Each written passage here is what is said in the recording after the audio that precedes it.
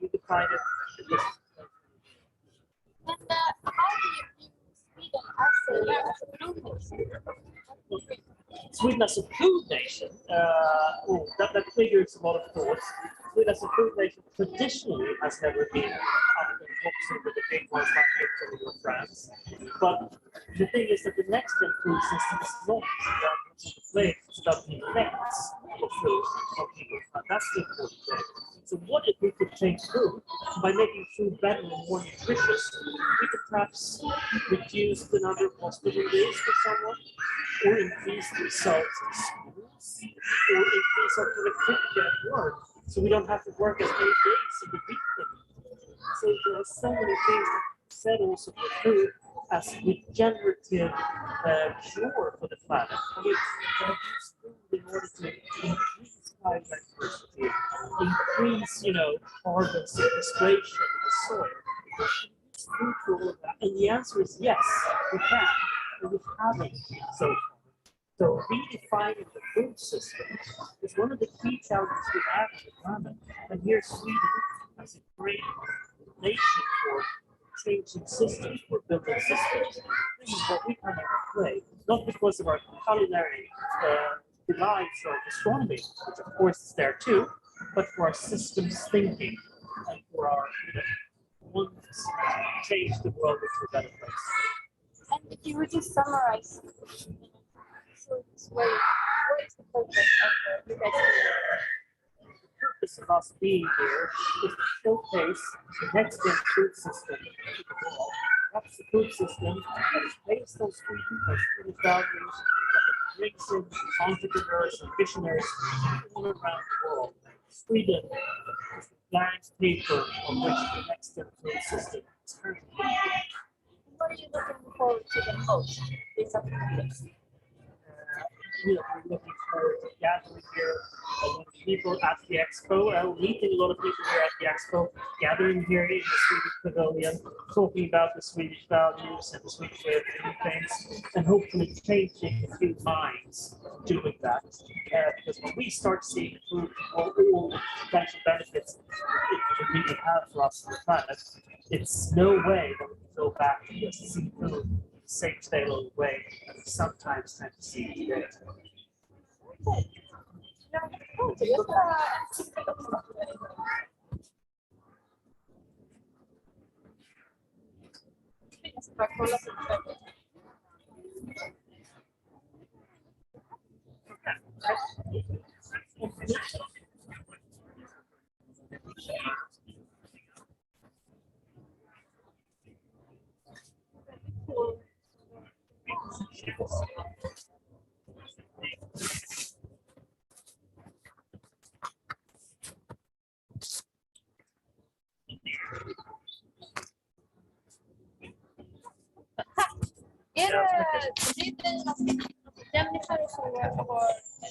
Nej, det är jag som är ansiktet. Så hon är nygammal och så, som har jobbat med oss förut. Men vi slängde in den här i Expon för 2 veckor sedan. Ja, toppen. Det var så. Expo 2020 Swedens Instagram och LinkedIn. Ja, men toppen. Och men toppen. Och det gör ju, vi har ju slängt ut allt live. Och Expo 2020. Expo 2020 Sweden. Okej. Ja, top notch. Du, Daniela, eller vad heter Jennifer? Ja, okej.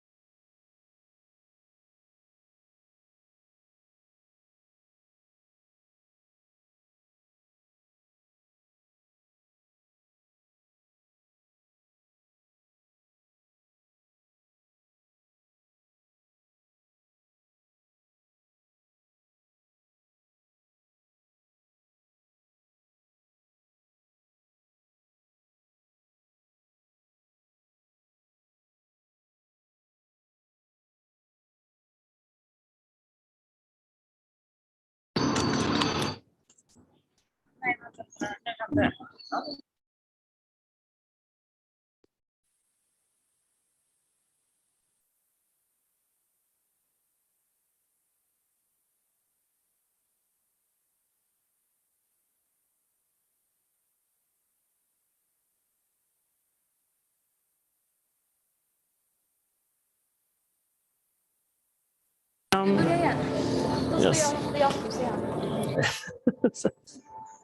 Det är bra. Den här, drar du upp den eller är det så att den är på, va? Ja, den är av... Den är död. Ja, nu kommer den här igen. Här då. Den är... Nu. Nej. Ettan. Hallå?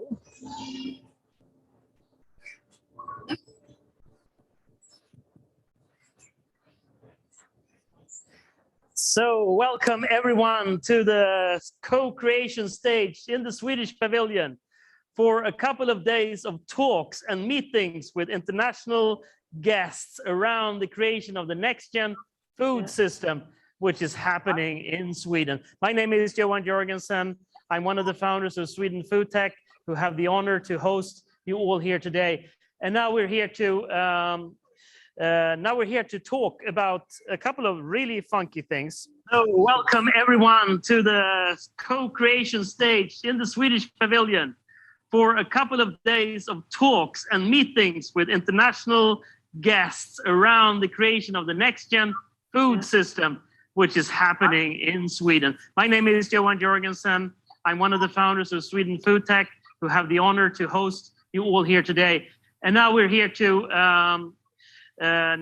talk about a couple of really funky things. So welcome everyone to the co-creation stage in the Swedish Pavilion for a couple of days of talks and meetings with international guests around the creation of the next-gen food system, which is happening in Sweden. My name is Johan Jorgensen. I'm one of the founders of Sweden Food Tech, who have the honor to host you all here today. And now we're here to talk about a couple.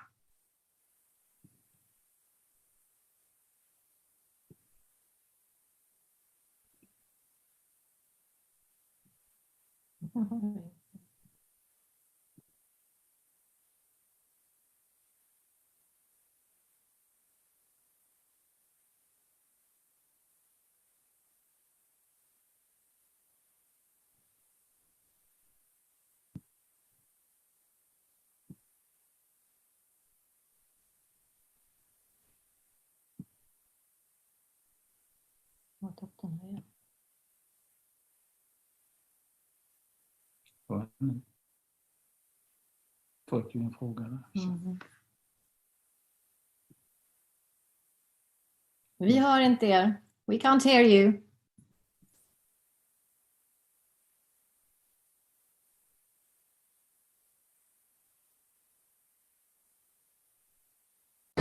I was the one who was muted, not you guys. And now you're smiling. Okay, so that means I can reach you as well. Okay, very good then. So straight to the farm in Sweden, to Haxult, down in the core areas of Småland, down in Sweden. This is the rural areas, but that doesn't mean they're not innovative, because these people are. Ulrika and Carl-Johan, can you tell me about your friends that you have in the background here? I don't know all their names, but they're beautiful, lovely cows. And tell us, what are you doing? Yes, well, we have opened a retirement place for old dairy milk cows because we think that they deserve a better ending of their lives. So when they don't give enough milk, they move in to our barn, and here they live. As you can see, they can walk around, they have a nice company, and just eat grass and have a healthy life and get unstressed. And also becoming a fabulously good tasting and neutrally well meat. I think this is lovely because usually what happens, because you all know milk, right? And you drink milk, or perhaps you don't drink milk, but you eat yogurt and cook with cream and eat butter, and all of that comes from the cows. But in the current system of dairy, these poor cows are driven pretty hard. They don't live for many years, and though some of them have a perfectly decent and excellent life, many of them don't. And when they don't give enough milk anymore, what happens to them then, Ulrika? They go to the slaughter normally. They go straight to the slaughterhouse and never to be seen again unless you eat dog food or minced meat. But here's an interesting twist. As every great chef in the world knows, the best meat comes from where, Ulrika? Yeah, it's from old cows. Yes, from old milk cows. Yeah. So what is happening? What is happening here is that we're actually taking this perfect cow and rendering them, into dog food and minced meat before they can become a decent steak, and most importantly, before they can have a decent life. So Ulrika, what does a day in a retired cow's life look like? Yeah, the fantastic life for a retired milk cow is that she has to do nothing but just eat. So we kind of think when we are tired, what do? We go to the spa. We hang around with our good friends and we eat and we chat and have a very lazy life. And that's what they do with us. They have a massage and they eat and they rest. That's all they are supposed to do. So they live the perfect cow life with you guys. So. Yeah, definitely. Makes you want to be a milk cow in my next life. And then they walk around in your green pastures for a while before their time has come. And what would you say that the cows do for biodiversity and carbon sequestering while they're walking around in your pastures? Well, they do actually a lot because they only eat the grass from our own land. So, and they also, they eat grass. Yeah, they eat the grass in our own surroundings. And also by eating, and then when the food has gone through the cow and ends up on the other side, it also gives a natural nutrition for the grass. So they are very important for how our surroundings look like and what is growing in our neighborhood. Okay, so they're walking around and they're contributing actually to the biodiversity of life as a cow, and then eventually, the meat comes out and it's really, really good. And tell me, how do you sell the meat? We sell it in different ways. We have our own boutique at the farm where you can come and buy directly from us and also meet the cows. And then we sell by meat boxes, which you can order anywhere in Sweden practically, and then you have it delivered home to your door. And we also sell to a company in Stockholm, which in their turn sell more to restaurants and deli shops. Okay, so that's lovely. So here we have a bunch of cows who get to have a decent retired life. You guys hopefully then can sell this premium super meat to customers who are really engaged and want to get it straight from you, and a taste experience and biodiversity increase. All these good things are just added up on top of each other. How come not every single farmer out there dealing with milk cows do the same things as you guys do? Yeah, we often wonder that, but of course you have to do a lot of things by yourself. You have to find your own customers. You have to work with how to let people know that you're around and you can buy the food. But we think this is so important, and it started mainly by thinking of sustainability. how can we how can we eat meat and still be sustainable, and how can we have a sustainable life for milk cows? And many things nowadays, they are done as quickly as possible to be sold to a customer. But we think it's more important that if you're supposed to eat an animal, if you're supposed to kill an animal to eat, then you should do it with respect. So we think the milk cow, the dairy cow, she do enormously important things during her life, and she has a long life. When she delivers calves and she delivers milk, and then she moved to us, and then here she eats our grass and still improves the biodiversity. And then she ends up being a fabulous, good tasting, nutrition wealth meat. So she has a long life, and that is also sustainable, which is a very important thing in why we do this. So to answer your question, why doesn't everybody do this? We don't understand. We think there would be more cow retirement homes in Sweden and all over the world. Because actually this is about, because a lot about sustainability is about reducing waste and sending these magnificent creatures to the abattoir, the slaughterhouse too early. That's a super waste, right? And there are a lot of cows going in that direction, isn't there? Yeah. Most cows do that.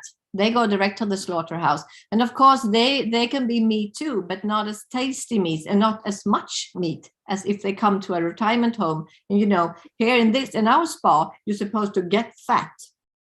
So it was more meat. That sounds like my retirement home. I can go there, I can eat, and I can get fat, and no one cares. Well, people care. Yeah, everybody likes it. They love me getting fat. That would be some type of future I would enjoy. Okay, so tell me, for how long have you guys been doing this? It's 5 years.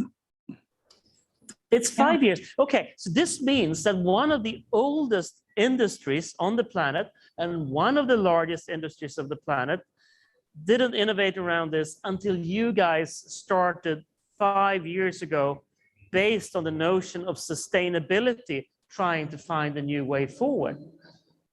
Yes. I think this also is a testament to what can happen when you turn your mindset towards sustainability. Suddenly you discover new business models and new values that we didn't believe existed at all. So tell me, how fat does a cow get in a 1 year retired life at Haxhult in Småland? We can say that the fat percent, you can say it goes from maybe 5 to 20%, and you get we give it the possibility to more marbled meat. More marbled meat, yes. Yes. No, and of course I have tasted the stuff, and I can assure you this is amazing. I think people are talking a lot about Wagyu and other types of meats, but here you have the most amazing meat you can find. And that's not because it's the most marbled meat. It's because it's the tastiest meat you can get. And I think, to me, this is one of the revolutions that I've seen come out of Sweden that touches me the most, because it's filled with everything that we would like the food system to be: sustainable, healthy, tasty, providing great biodiversity services to the world. So I'm so grateful that you guys are doing this, and hopefully you're super profitable and make a really good living out of this, helping loads and loads of cows to a better life. And what would you say if someone came to you from say Dubai and said, yeah, I'd like to do that, I'd like to open a cow retirement home? Have you in any way, so to say, secured the intellectual property? Do you have a patent on this, or could anyone start a cow retirement home? Yes, actually, anyone could start it, but of course, it's a lot of learning. We didn't do everything right when we started, so it's a lot of learning how to do this. And we have to remember these are old cows, so you have to treat them like older persons, as you do normally in a retirement home. So we have learned a lot, and we work very much with healthcare to our cows, just to make sure that they are well and they are eating well. And the fine thing is, the good thing is that when the healthier the cow is, the more she eats and the fatter she gets. So actually, we earn money by ensuring that she is healthy. But to answer your question again, yes, anyone could do this, but it's a lot of learning during the way. I think this is amazing. So the more I eat, or the healthier I am, the more I eat, the fatter I get. This is just getting better and better and better. I want to become a cow in my next life, provided I can be with you guys. Okay, so Ulrika, Carl-Johan, it's been amazing to have you here to give us your story straight from Sweden, from a farm in Sweden, the southern parts of Sweden, on an enormous screen. You don't believe how big you are right now on screen here in the Swedish Pavilion in Dubai. Thank you so much for coming here and sharing. And I look forward to seeing you soon again and having more of that magic meat that you're providing from Haxult. Thank you so much for joining. Yeah, thank you. Thank you. Bye-bye. Bye-bye. Okay, thank you. This is amazing. I love the cows. I love what these guys are doing. It's truly mind-blowing. Also, the quality of the meat that they're producing, I can assure you. The problem is now, when I said this, you all will want to go and taste that meat. But I'm sorry, it's really hard to get to, because they sell out in an instant whenever there's more meat coming from the slaughterhouse, from their magic milk cows. So thank you for coming here and looking at watching the stage show here at the Swedish Pavilion. We'll have a short 5-minute break, I think it is, Jennifer. Yes, it's a short 5-minute break before we gather around here in order to meet one of the leading chefs of the world, straight from the US. Stuart and Joey Barr. You don't want to miss this. So be back here in 5 sharp. Thank you. Actually, be back here in 10 sharp. You get 5 more minutes of us.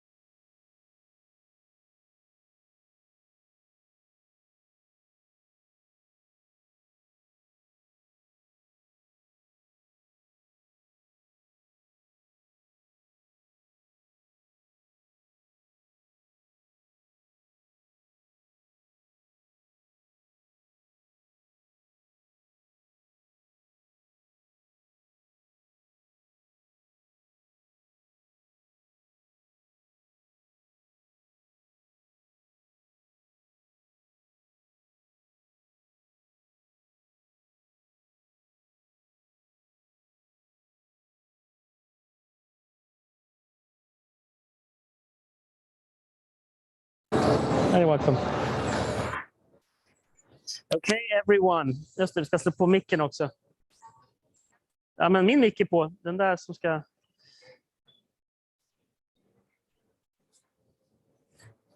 Okay, everyone. So welcome back to the Swedish Pavilion and the co-creation stage. My name is Johan Jörgensen. I'm here representing Sweden Food Tech in this series of talks that we're having on the next-gen food system, which we all know we need to redesign. And that is something we're trying to do in Sweden with the help of our friends from all around the world.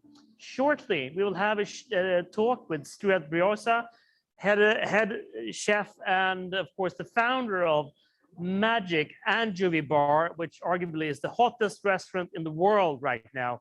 And before we meet Stuart live, we're going to show you a short clip.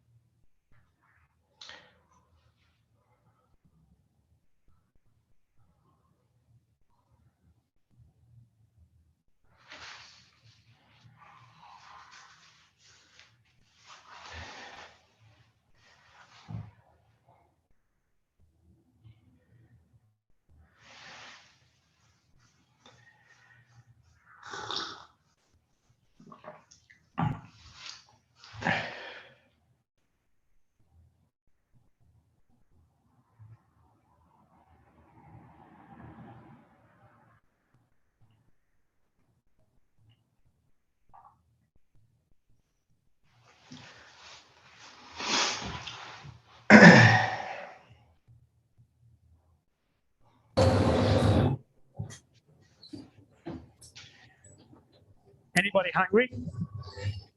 Yes. Oh my God, everyone is so hungry now. So welcome, and of course what you just saw was a film produced by Stuart and his crew at the Anchovy Bar, but not just the Anchovy Bar. And it's been, of course, circling around the humble anchovy, proving that an anchovy can be something of the most delicious you could actually eat. And Stuart, you're here with us now, live at the Expo 2020 in Dubai, in the Swedish Pavilion. It's around dinner time, and we are so hungry here. It's a big honor to have you here, by the way, when we're discussing the next-gen food system I'm going to talk about today. But Stuart, let me start by asking you, tell us a bit about yourself and your quest within the world of gastronomy before we dig into the anchovies. Well, it's a pleasure to be here. I hope you can hear me. Fantastic. Well, thank you, Johan, for inviting me to this important discussion. You know, certainly my wife and I have been chefs for the past 30 years. And, you know, we trained throughout the country and a bit in Europe as well. You know, and about 10 years ago, we ventured out onto our own to open our first restaurant, which is called Statebird Provisions. And the idea of that restaurant, you know, was to really solve the small plates dilemma in San Francisco and in the US. And, you know, we came up with a clever concept of incorporating kind of the Chinese dim sum experience with California cuisine. And what we found in our cooking at that time is that we sort of had freedom and flexibility in cooking unlike any restaurant that we've ever cooked in and served, where we didn't need a traditional menu anymore. And what that opened up for us, and we didn't realize this until a few months into it, is by the residue of design, we were able to use every bit and bobble and make something amazing, put it on a tray, it looked delicious, put a price tag along with it, and sell it. So that meant that every radish that came in through the door, every turnip top that we could turn into some sort of braised greens with a unique sauce, or you know, really, quite frankly, small fish, right? Where, you know, sometimes it's a little difficult. And, you know, if you have a few orders left, it doesn't go into waste or into family meal, or, you know, you can still produce food with it that feeds people, but also that, you know, respects the ingredient. And so we sort of built our whole restaurant little world by this philosophy, and, you know, kind of anchovy by anchovy or quail by quail, we sort of, you know, laid the foundation within our cooking based on this idea of very little waste or zero waste. And yeah, we're able to make it scale. That's amazing. I mean, like, this feels so far away from the stuffy old school cooking that you can possibly come, right? Absolutely, yes. I mean, it's very interactive. It's very sort of levels the playing field. We still work with the ingredients that, you know, we've always worked with, whether it was fine dining or not fine dining. I mean, you know, we're using the same ingredients that our 3-star Michelin restaurants are using, and, you know, have developed relationships with our farmers over the course of, you know, really the past 20 years that my wife and I have been cooking in San Francisco, where we grew up. And, you know, I don't see that, you know, ingredients are no longer the defining factor of what makes a great restaurant, right?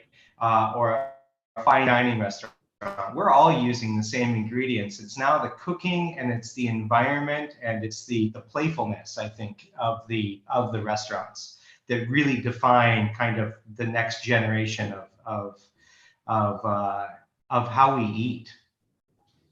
But also the attitude. I'm like, you seem to come from a more like a philosophy of sustainability here, and then without the sustainability thinking, you probably, it feels like you wouldn't be cooking unless it would be sustainable in a sense. Am I right? I would agree. Something changed in the early 2000s, I think, for me as a chef, but also I think in the world of food, it was slowly changing. And San Francisco, of course, is kind of the epicenter of where a lot of food changes. And I wouldn't say trends, but sort of more philosophical ideas, right?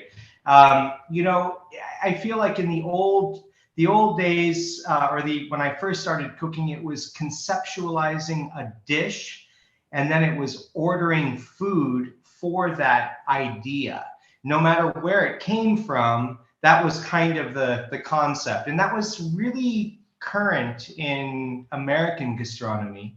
And, when we started to lay roots in San Francisco and call this place home, it really started to, over the course of about 2 years, work the other way around, where it was go to the market, find the ingredients, and let the ingredients sort of determine what the dish was going to be. So sometimes you would come back with no, from the farmer's market, and you had an intention, and that completely got derailed because the quality of other ingredients started to really play out the dish. And so we really kind of listened to the produce, so to speak, right? Let the produce, let the stories, let the philosophy of the farmer, and kind of really have an important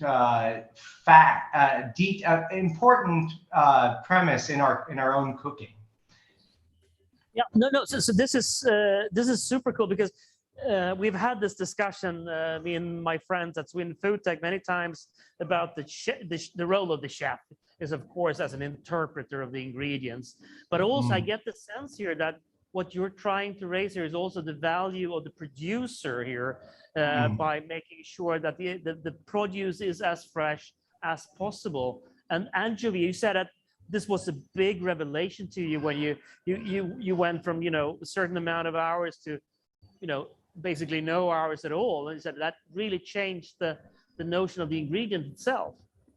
Yeah, I would say anchovies have played a significant role in my cooking, not only because of their taste, but the logistics of how the anchovies arrive in our kitchen, that are arriving within 2 hours of being harvested from the ocean.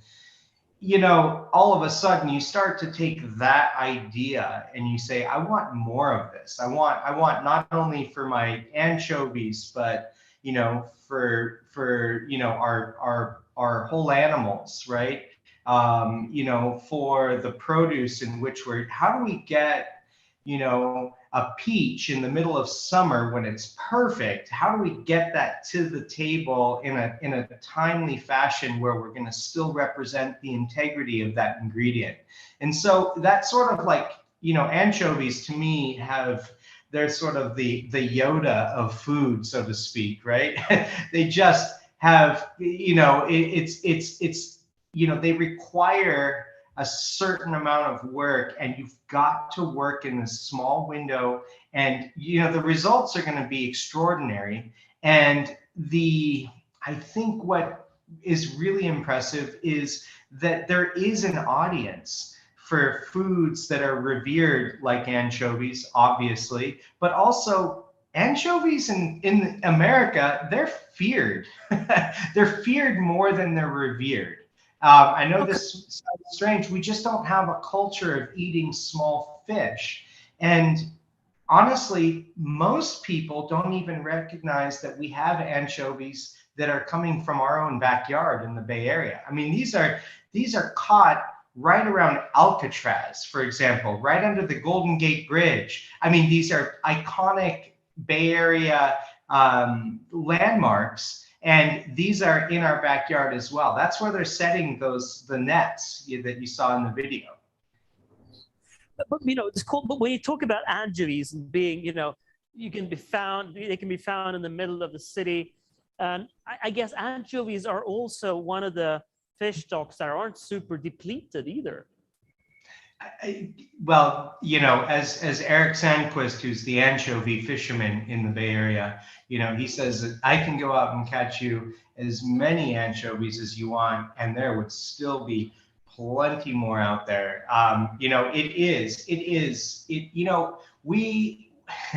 We talk about this quite frequently as an ongoing theme is, the anchovy bar represents a restaurant that tries to look at the ocean and find net positive solutions, right?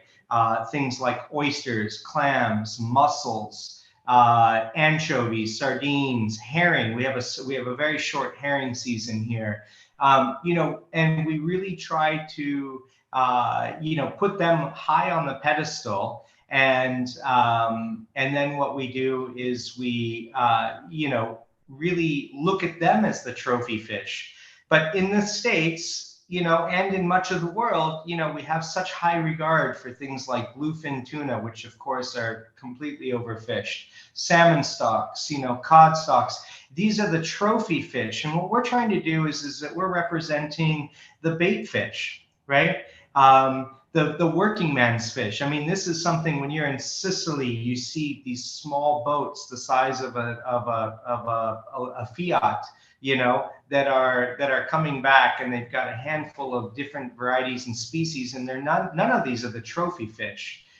These are the smaller bait fish that are much lower on the food chain, that are also high in populations, right?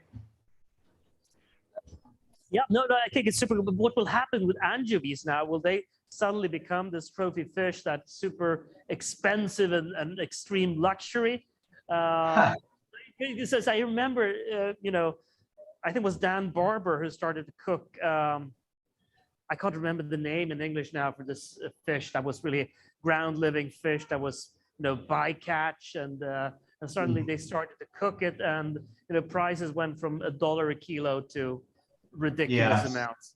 Yeah, of course. I mean, anytime that you create like this eat it to save it mentality, or it becomes popular, and we will see some spike. I mean, I know Eric, our fisherman, he sells about, 15 years ago, it was about 85% of his catch went specifically to bait fish.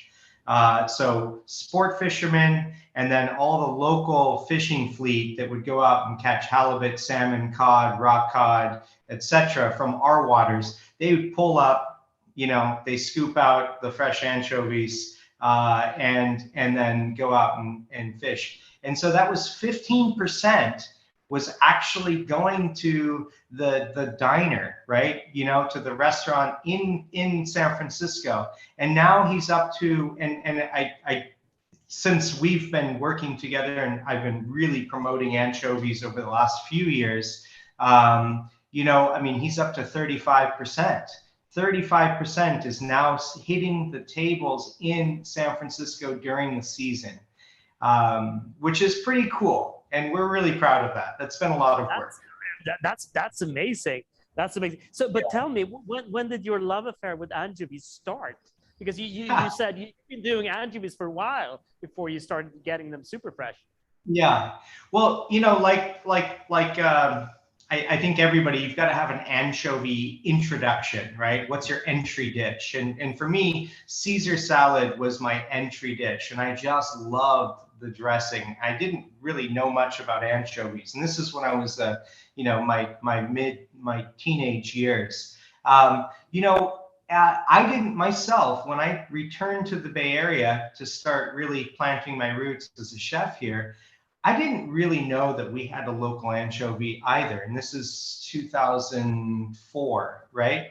And, I remember just ordering anchovies from my fishmonger, right? And you know, the quality being some days good, some days kind of blown out bellies, a little more, you know, intense in aroma. And as you saw the video, obviously we changed the logistics of anchovies, how we receive them. But you know, I fell in love with them kind of at first bite when I, you know, started to fry them up in a pan just to eat them.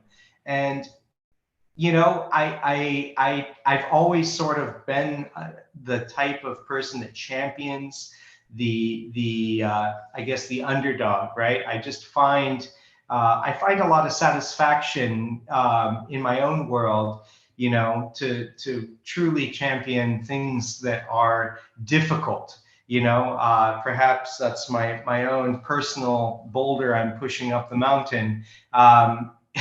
You know, they are a lot of work, as you see, but the rewards are so significant. And I think, you know, I mean, I've been making that recipe of the pickled anchovies now for almost 15 years, that exact same recipe. What's improved is the logistics and the protocol that we've set in place. And that's solidified. And, you know, and last year we opened up the anchovy bar, which is kind of an ode to this little fish. And I guess that I'm just blown away by the love that, you know, people seem to have for this fish. It's impressive. It's impressive. Yep, cool. So you've opened up a door apparently to something that's fundamental in man. You know, you want to associate yourself with the food of your ancestors and the local ingredient. It seems to taste better actually.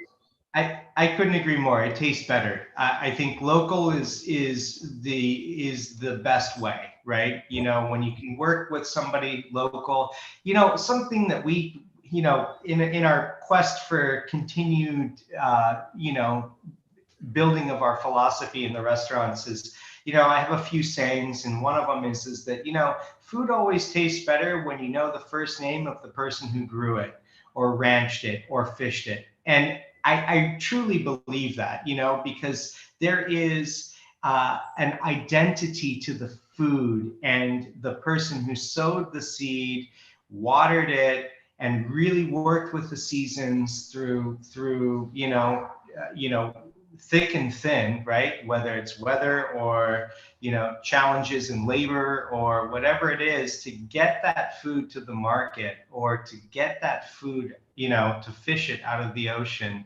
You know, I truly believe that when you know the first name of that producer, right, of the person whose hands sowed the seed, that food is going to taste extraordinary. That's a big part of it, and I think it's also kind of a mindfulness of your region and your connection to your own food system, right?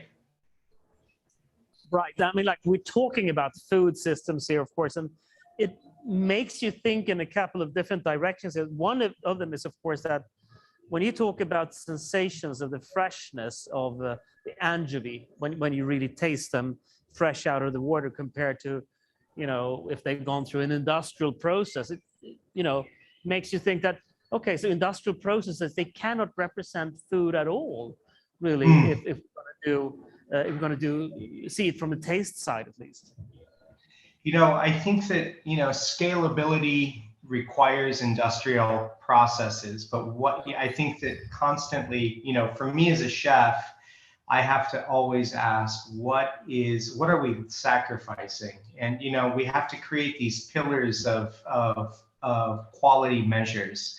And I think really last on the list there is profitability. It should be not even part of the conversation. It needs to be, of course, we know this, but what it really needs is it integrity to ingredient, the story in which what you're telling that connects people to food, right?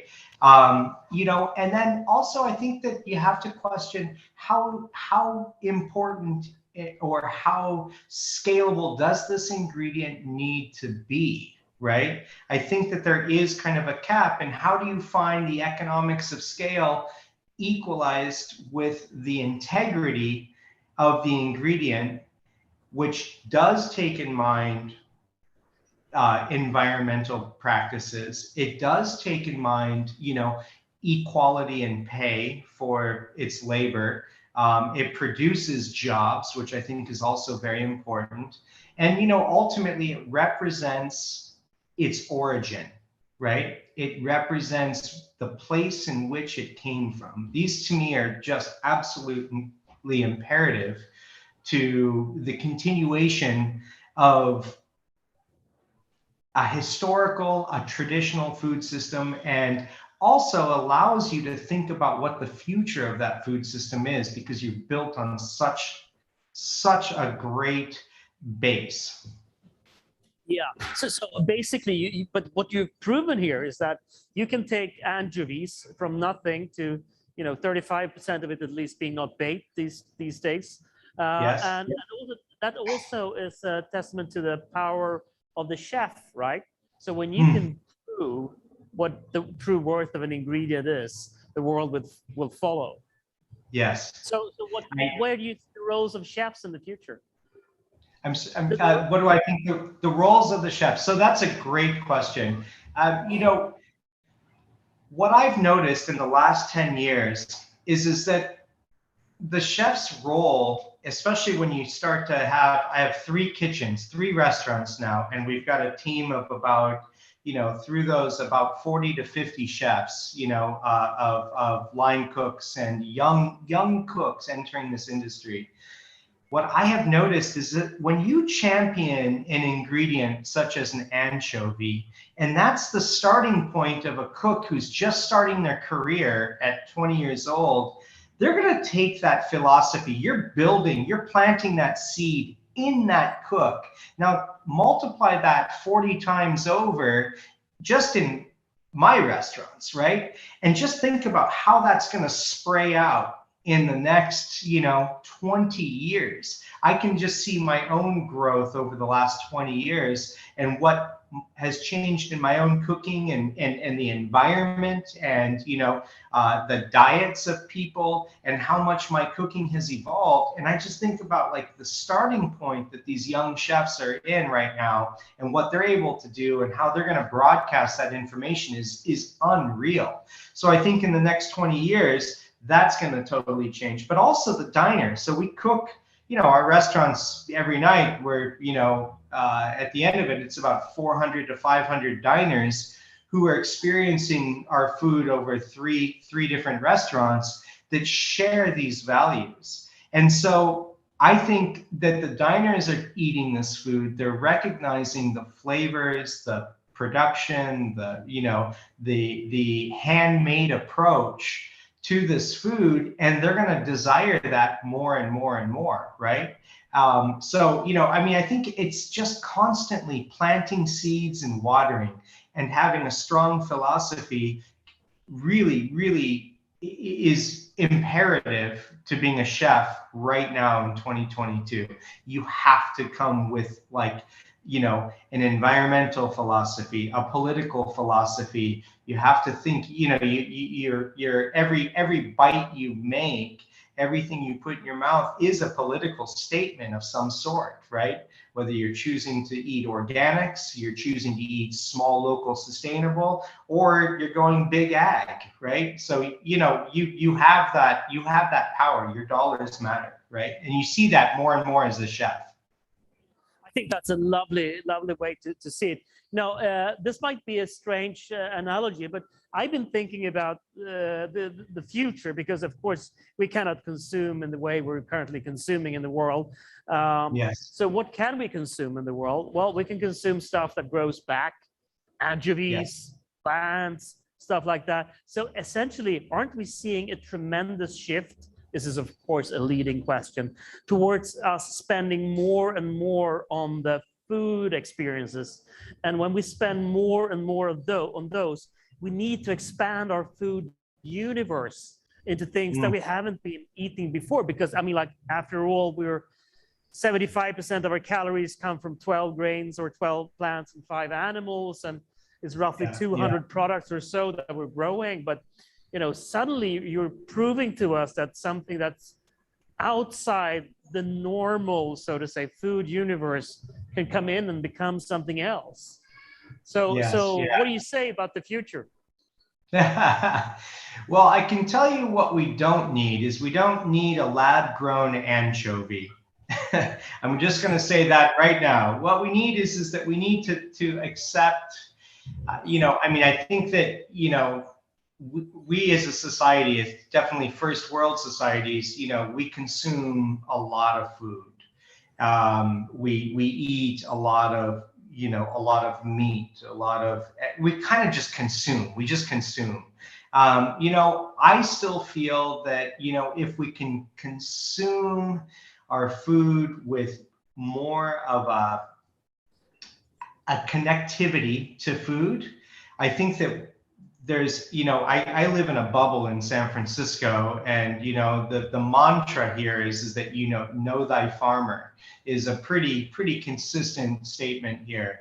And I think that, it's a difficult thing to think about the future. It's a scary idea, but I do feel if you look to the past and you find connection with tradition and the hard work that the food system ideally has been built on, that you can really make good choices for the future.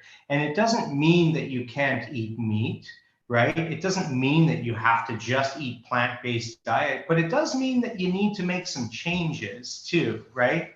And even in restaurants, we serve now easily 50% of our menus are vegetable based.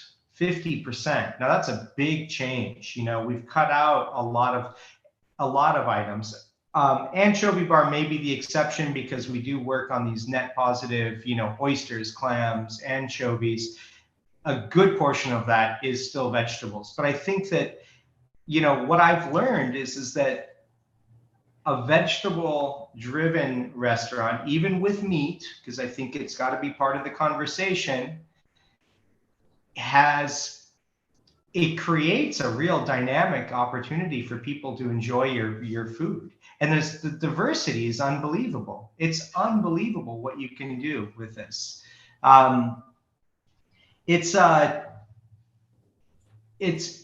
I think the future of food, it's consumerism. We need to consume less, but we also need more nutrients and extraction of things like protein in our diet. It's a complex question for sure. It is, but you see it as a positive potential here for us to, through food, become more sustainable and healthy individuals, both as individuals and on a planetary level. Food is the solution, right? Food is everything, right? I mean, we can't survive without food, period. We just can't. Food is our fuel, and what you choose to put in your body for fuel is imperative. And, I subscribe to this idea, and we need to really kind of just amplify this idea, is that you are what you eat eats. Absolutely. If you're going to eat food that is genetically modified or feedlot cattle, right, that are on steroids and all sorts of pharmaceuticals to keep them living, well, you're ingesting that into your own body. I mean, you look at the photos, you look at an animal that is living off of grassland, that is doing the work that, kind of animals and the environment can coexist in, and you eat this, it's gonna be different. It's definitely gonna be different, but but that you're eating something that has lived and ingested a pharmaceutical-free life, for lack of a better word, right? Because we don't need that in our lives. We just don't. We don't need to add more complexity when food is the solution, right? Food is medicine. Food is fuel. Food is delicious. Food is connectivity to cultures and tradition. And food is a labor of love. It requires work. It's just part of it. The idea of cooking in a kitchen, it just takes time, and it's an enjoyment. So, we understand these ideas of food. I think we're going to be a much happier society in the future. Okay, I think those will have to be the most excellent final words I've ever heard in a session. Food as a way to a happier and more sustainable society. Thank you so much, Stuart, for coming and sharing your wisdom with us. And I encourage everyone here to travel in a sustainable way, of course, to the Anchovy Bar. Stand for as long as it takes in order to taste your dishes. Stuart, million thanks for joining us here today. Well, thank you, Johan. And I look forward to a continued conversation. We will, for sure. Okay, Stuart, take care. And to all of you here who have enjoyed our conversation around the future of food, let's face it, the humble ingredients out there might be the most excellently tasting ones. Thank you for joining. Bye for now. See you tomorrow.